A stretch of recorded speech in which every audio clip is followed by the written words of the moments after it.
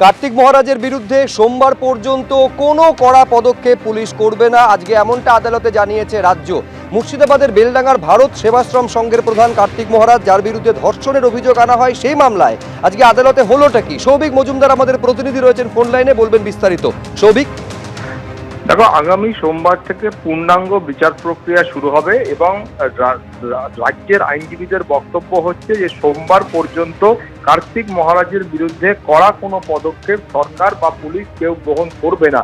অতএব সেই মর্মেই কিন্তু আগামী সোমবার পরবর্তী শুনানির দিন ধার্য করা হয়েছে।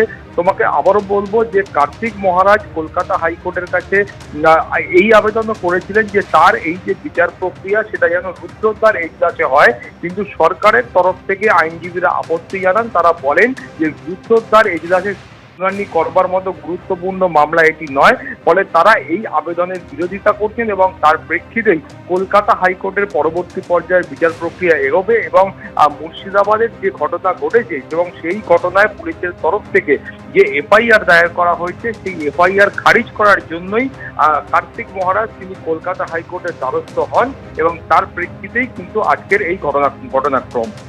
ধন্যবাদ সৌভিক।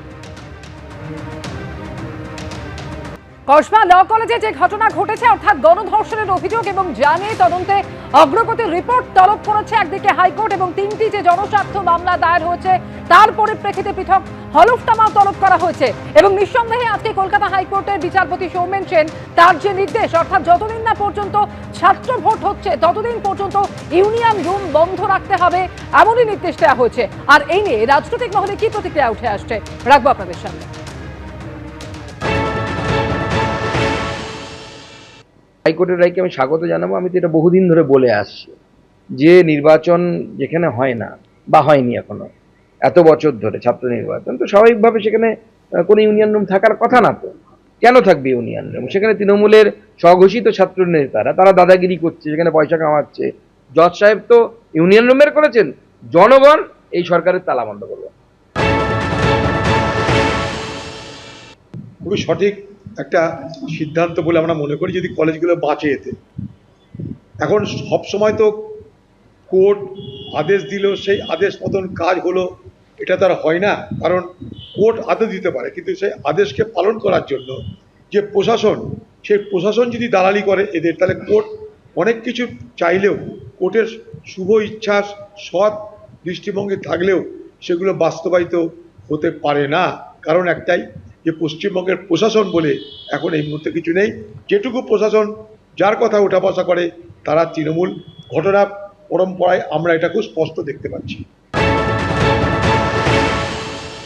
ইউনিয়ন রুম থেকে সাধারণত ছাত্রছাত্রীদের পরিষেবার নানা ধরনের কাজ হয় এবং সেটা যে শুধু কেউ যদি ভাবেন যে ওখানে রাজনীতি হয় বা এই হয়, ব্যাপারটা একদম সেরম নয়। ইউনিয়ন রুম থেকে পরিষেবা, ছাত্রছাত্রীদের সাহায্যের নানা কাজ হয়। এখন কোথাও কোনো বিচ্ছিন্নভাবে এত কলেজ, এত বিশ্ববিদ্যালয়, কোথাও কোনো যদি কেউ কোনো আপত্তিকর কাজ করেন তাহলে সেই ব্যতিক্রমটাকে কখনো সামগ্রিকতায় ধরাটা বোধহয় ঠিক নয়। যদিও আদালতের রায়ের উপর দাঁড়িয়ে কোনো মন্তব্য করতে চাই না, শুধু এটুকু বলবো যে ইউনিয়ন রুম মানেই খারাপ, ইউনিয়ন রুম কাজ হয় না, শুধু রাজনীতি হয়, এটা ঠিক নয়।